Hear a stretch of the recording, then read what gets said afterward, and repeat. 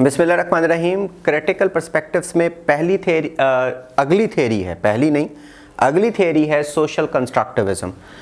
इसके main ideas को हम एक दफ़ा पढ़ लेते हैं। ये पोस्ट पॉजिटिविस्ट अप्रोच है, यानी कि no objective reality is there in the world या इन इंटरनेशनल रिलेशंस।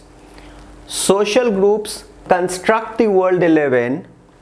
स्टेट का ताल्लुक आइडिया के साथ, और ये कहते हैं कि पावर इज़ आइडिएशनल, यानी आइडियाज़ में सही पावर है। अलेक्जेंडर वेंट जो कि एक प्रोमिनेंट थियरिस्ट हैं इन इंटरनेशनल रिलेशंस, कंस्ट्रक्टिविस्ट हैं, ये कहते हैं कि anarchy is what states make of it. फिर there is fluidity of world politics. Then identities, इसका क्या मतलब है कि आइडेंटिटीज़ चेंज। इसकी मेन क्रिटिसिज्म है कि बिलीफ्स या ideas change under politico economic realities. इसके मेन थियरिस्ट हैं अलेक्जेंडर वेंट, जिनका जिक्र पहले आ चुका है। अब मैं आपको इसे एक्सप्लेन करता हूँ। सबसे पहले पोस्ट पॉजिटिविस्ट अप्रोच है। This is what post positivist approach. What does it mean by post positivist approach? Positivist approach कहते थे the approach which was near to scientific logic, यानी कि जो साइंटिफिक थ्योरी होती थी या होती है, that is an objective theory which can be applied to any situation. और जैसे कि मैं आपको बताता हूँ, न्यूटन के 3 लॉस, न्यूटन का first law, second law, third law, ये क्या है? एक लॉ है और ये जनरलाइज्ड है। जहां पर भी थर्ड लॉ की अगर बात करें एक्शन रिएक्शन की, जहां पर भी एक्शन होगा रिएक्शन होगा, ये सारी दुनिया में हर जगह पे रूल अप्लाई हो सकता है, ये जनरलाइज्ड है। लेकिन जो पोस्ट पॉजिटिविस्ट्स हैं वो कहते हैं कि नहीं, कुछ रियलिटी या ज्यादातर रियलिटी सब्जेक्टिव होती है। इवन के साइंसदान भी जो रिसर्चेस करते हैं और उसकी थ्योरी निकालते हैं वो जनरलाइज नहीं होती, उसमें उनके अपने बायसेस भी शामिल होती हैं, यानी सब्जेक्टिव अप्रोच भी होती है। इनके ख्याल में दुनिया सिर्फ और सिर्फ साइंस की बेसिस के ऊपर, ऑब्जेक्टिव रियलिटी के ऊपर नहीं चलती है कि हर लॉ को हर जगह पे अप्लाई कर दिया जाए। In daily life different kinds of events man confronts, और उसमें आपको फौरन मूव करना पड़ता है on the basis of your own moral identity. फर्ज करें अगर कोई डूब रहा है तो फौरन आपको उसके लिए एक्ट करना पड़ेगा। फर्ज करें आपको कोई सिचुएशन या कोई इशू बिजनेस में कन्फ्रंट हो जाता है तो आप थ्योरीज नहीं देखोगे, उसकी सर्कमस्टेंसेस के मुताबिक आप अपने जो आइडियाज होल्ड करते हो उसकी बेसिस के ऊपर फौरन मूव करना पड़ेगा। तो ऑब्जेक्टिव रियलिटी है दुनिया में, और वो ऑब्जेक्टिव रियलिटी कहाँ बनती है? इंसान के अंदर बनती है। जो ह्यूमन बीइंग है वो एक आइडिया बनाता है अपने ज़हन में जिसके मुताबिक वो दुनिया को समझता है। तो इसी तरीके से स्टेट जो है वो भी एक रियलिटी बनाती है जिसको सोशल रियलिटी बोलती हैं। और वो कैसे रियलिटी बनती है? उसके जितने भी लोग हैं, जो सोसाइटी उस नेशन में रहती है, they construct that reality on the basis of the ideology. That reality is subjective, I mean varies from nation to nation. एक नेशन की आइडियोलॉजी की बेसिस के ऊपर रियलिटी दुनिया की डिफरेंट देख रही है, दूसरी नेशन अपनी रियलिटी दुनिया की डिफरेंट तरीके से देख रही है अपनी आइडियोलॉजी के मुताबिक। अब ये देखें तो ये क्या है? Post positivist approach. इसका मतलब है नो ऑब्जेक्टिव रियलिटी। ये क्रिटिसाइज करती है कंस्ट्रक्टिविज्म किसको? कि there is no objective reality, क्योंकि जो है रियलिज्म और जो लिबरलिज्म है उनके मुताबिक रियलिटी इज ऑब्जेक्टिव। जैसे आइडियलिज्म की अगर हम बात करें तो आइडियलिस्ट कहते हैं man is good by nature, and they try to fit that assumption on every situation that the world will become a peaceful entity if it is left to human individual. और इसी तरीके से new liberal institutionalists हैं, वो their belief is on the efficacy of the international institutions to mediate piece between the states. तो वो कहती हैं कि इंस्टीट्यूशंस हर स्टेट के भी होने चाहिए ताकि डायलॉग चलता रहे, इंस्टीट्यूशंस इंटरनेशनल होने चाहिए ताकि दो स्टेट्स के दरमियान में पीस होता रहे। तो वो हर जगह पे ये रियलिटी को फिट करती हैं, उनकी रियलिटी क्या है, जनरलाइज्ड है। इसी तरीके से जो रियलिस्ट्स हैं वो कहते हैं कि state always pursues power and there are always national interests confronting a nation. New realists कहते हैं कि international structure is based upon hierarchical base and every state tries to improve its capabilities, material capabilities to move up the ladder of this hierarchical world. तो इस तरह से हम देखते हैं कि ये जो रियलिस्ट्स हैं या लिबरल्स हैं उनकी जो थेरीज हैं वो ऑब्जेक्टिव है, लेकिन ये क्या कहती हैं, इनकी पोस्ट पॉजिटिविस्ट अप्रोच है और वो कहती हैं कि there is no objective reality. यानी कहीं कहीं पर लिबरलिज्म भी ठीक है, कहीं कहीं पर रियलिज्म भी ठीक है। हम एक ही जो साइज है वो तमाम एक ही शू सारे साइजेस के लिए हम फिट इन नहीं कर सकते हैं। कहीं पर हमें पता चलता है कि liberalism is working well when it's talking about the institutions. Yes, international institutions are working hard to mediate the two states to come to peace, and then we could talk about the international structure. Somewhere this reality is good that man becomes selfish in order to pursue its own interests. So somewhere one theory and another time another theory works well. तो इसका मतलब ये नहीं कि एक ही theory बिल्कुल ठीक है। तो ये इसके बारे में नो ऑब्जेक्टिव रियलिटी। तो ये किस तरीके से बनेगी, कनाडा जो है अपने इमेज को बढ़ाने के लिए क्यों ह्यूमैनिटेरियन मिशंस को पूरी दुनिया में भेजता है। इसी तरीके से हम देखते हैं कि यूएसएसआर किसी ज़माने में अपनी पावर को बढ़ाने के लिए क्यों जो है मिलिट्री बिल्डअप कर रहा था, और आज के दिन भी हम देखते हैं कि अमेरिका ने बहुत सारे अटैक्स किए in the name of humanitarianism.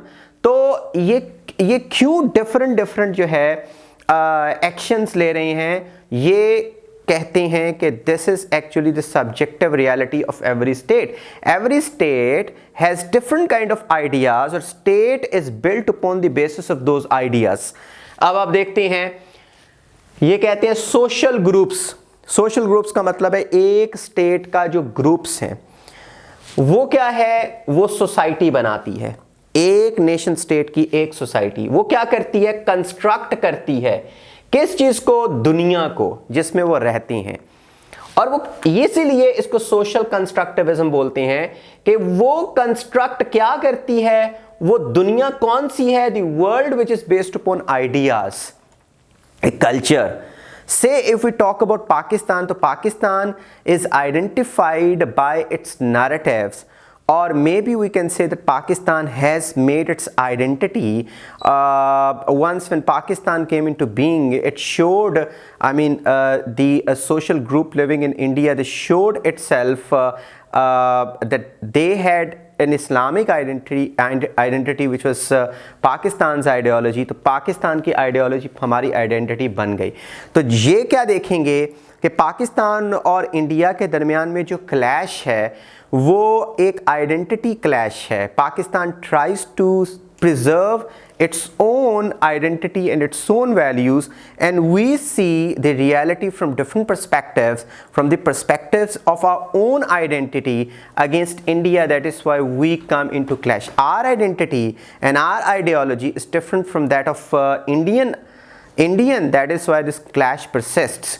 तो इस तरीके से state is identified by और state is ideational। आगे आप वो कहता है तो इसी तरीके से सोशल ग्रुप्स हैं एक रियलिटी कंस्ट्रक्ट करते हैं, और वो रियलिटी क्या है, जैसे अलेक्जेंडर वेंट कहता है कि अनार्की, इसी रियलिटी की ये जो कंस्ट्रक्ट कर रहे हैं सोशल रियलिटी, इसी की बेसिस के ऊपर एक स्टेट अनार्की को देखती है। Anarchy is what states make of it. आप देखें कि इंटरनेशनल रिलेशंस में रियलिज्म भी बात करती है अनार्की की। This world is anarchic and there is no overarching authority and the world when it is anarchic, then the states are in the state of nature and they pursue their own national interests. Anyone who has more power achieve its own interests. इसमें क्या होगा? The powerful do what they must and the weak suffer what they should.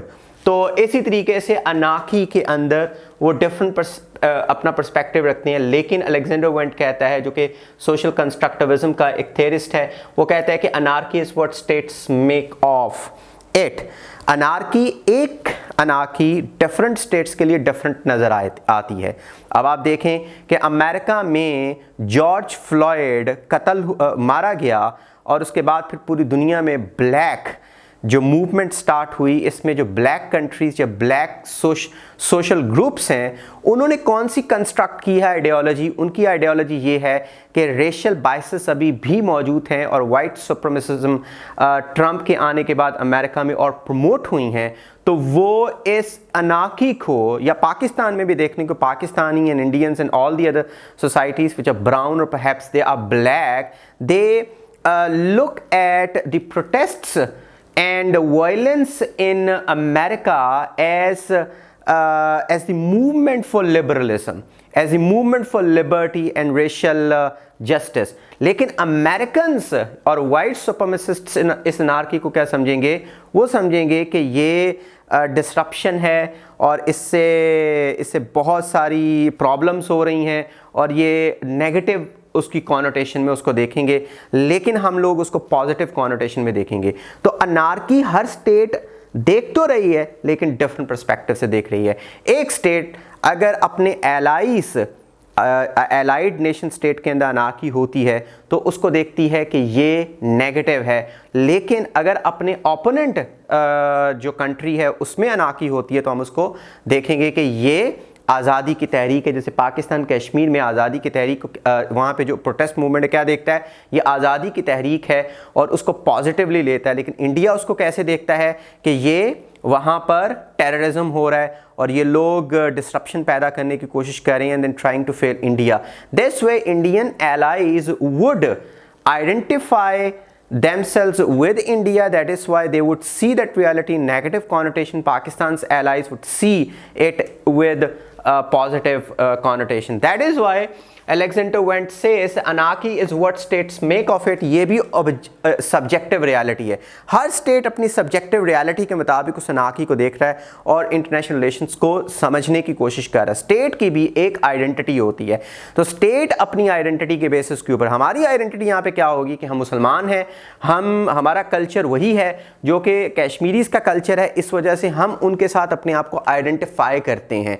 जब हम identify करते हैं तो हम उस रियलिटी को डिफरेंट कॉनोटेशन में देखेंगे, लेकिन अगर वो नॉन मुस्लिम होगा तो वो उस तरीके से उस अनाकी को नहीं देखेगा।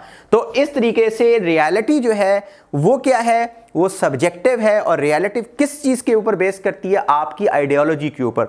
आइडियोलॉजी कौन बनाते हैं? वहाँ का सोशल ग्रुप्स या वहाँ उस नेशन स्टेट की सोसाइटी उस रियलिटी को बनाती है, और सोसाइटी में जो इलीट क्लास है वही आइडियाज़ बनाते हैं। आइडियाज़ का मतलब क्या है? बिलीव्स, कल्चर और नॉर्म्स। इसलिए जो ये सोशल कंस्ट्रक्टिविस्ट्स हैं ये नॉर्मेटिक किस्म की इंटरप्रिटेशन देती हैं इंटरनेशनल रिलेशंस की, और वो कहते हैं कि स्टेट क्या है? वो आइडिया है। अगर आप देखें तो स्टेट की पावर के बारे में जो रियलिस्ट्स हैं या न्यू रियलिस्ट्स हैं वो कहते हैं power, they see power in material connotation. They'll see that the power actually, जो स्टेट जो है, स्टेट की पावर क्या है वो मटेरियल टर्म्स में देखते हैं, लेकिन जो कंस्ट्रक्टिविस्ट्स हैं वो पावर को डिस्कर्सिव टर्म में देखते हैं। यानी पावर किसी स्टेट की क्या है? उसकी कल्चर में, उसके लैंग्वेज में, उसके बिलीफ्स में और उसके नॉर्म्स में ये पावर है, यानी वैल्यूज़ में उसकी पावर है। और इसी तरीके से पावर का जो कॉन्सेप्ट है वो डिफरेंट है। ये मानते हैं कि पावर है, रियलिस्ट भी मानते हैं कि पावर है, लेकिन पावर का कॉन्सेप्ट ये कहते हैं आइडिएशनल है, कि किस तरीके से स्टेट अपने आप को आइडेंटिफाई करती है। तो इस, और फिर उसके बाद ये कहती हैं कि वर्ल्ड पॉलिटिक्स में फ्लूइडिटी है, चेंज है, यानी एक स्टेट की आइडेंटिटी चेंज हो सकती है। जैसे कि यहाँ पर ये लिबरल्स का थोड़ा साथ देंगे, सोशल कंस्ट्रक्टिविस्ट, क्योंकि लिबरल्स कहते हैं कि अगर स्टेट्स आपस में निगोशिएट करती रहें, चाहे इंटरनेशनल प्लेटफॉर्म्स को इस्तेमाल करते हुए, जैसे कि यूएनओ है, जैसे कि वर्ल्ड बैंक है, जैसे कि वर्ल्ड ट्रेड ऑर्गेनाइजेशन है, and once they interact with each other they will exchange the ideas with other nations, there will be the cultural assimilation, they will try to understand each other's ideas. So what will happen, they'll forge a common identity, a common sense वो बनाएंगे। तो इस तरीके से अपनी जो biases हैं, जो कल्चरल बाइसेस हैं, वो छोड़ के तो कल्चरल हार्मनी आ जाएगी।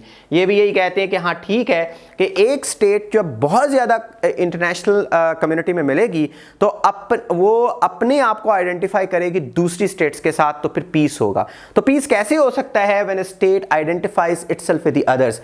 और वॉर कब होती है? ये कहते हैं कि when state identifies with itself, खुद इसे अपनी आइडेंटिटी एक डिफरेंट है बाकियों से, और इसे फिर वॉर हो जाएगी। और अगर अपने आप को दूसरों के साथ आइडेंटिफाई करती है तो फिर उससे क्या होगा? उससे पीस होगा। अच्छा, इसकी मेन क्रिटिसिज्म है, मेन क्रिटिसिज्म कहते हैं कि बिलीफ्स जो हैं वो ये कैसे कह सकते हैं कि बिलीफ्स खुद ही से एक स्टेट बना लेती है या उनकी सोसाइटी बना लेती है। सोसाइटी बिलीफ्स बनाती है और ऊपर से कहीं बिलीफ्स नहीं उतरते हैं कि आपकी सोसाइटी फौरन उनको पकड़ के तो बना ले। बिलीफ्स और आइडियाज़ बनती हैं पॉलिटिकल और इकोनॉमिक रियलिटीज़ में।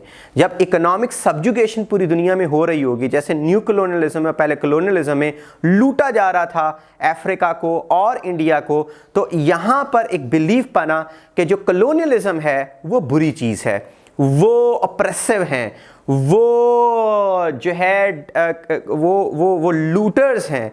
तो बिलीफ कैसे बना? पॉलिटिकल और इकोनॉमिक रियलिटी से। आज भी आप देखें पॉलिटिकल बहुत सारे जो डुप्लिसिटी है दुनिया की, कश्मीर के मामले में, पैलेस्टाइन के मामले में, तो इससे मुसलमानों का क्या बिलीफ बना है? वो उनका ये बना है कि दुनिया में जो वर्ल्ड पावर्स हैं वो हमारे साथ इनजस्टिस कर रही हैं, सोशल इनजस्टिस से टेररिज्म निकलता है। टेररिज्म की ये मिसाल हम सामने रख सकते हैं। तो पॉलिटिकल और इकोनॉमिक रियलिटी से बिलीफ्स बनती हैं। बिलीफ्स इनके बगैर नहीं बन जाते, खुद ही बिलीफ्स बन जाए। तो ये मेन क्रिटिसिज्म है इसके ऊपर। और मेन थेरिस्ट इसका कौन सा? Alexander went. एक ही बात की है, बाकी रियलिस्ट की बात नहीं की, ताकि आपके जेहन में जो इंपॉर्टेंट रियलिस्ट है वो याद रह सके। अब इसकी रियलिज्म के साथ अगर हम कंपैरिजन इसका करवाएं तो रियलिज्म के साथ ये भी पावर को मानते हैं, रियलिस्ट भी पावर को मानते हैं।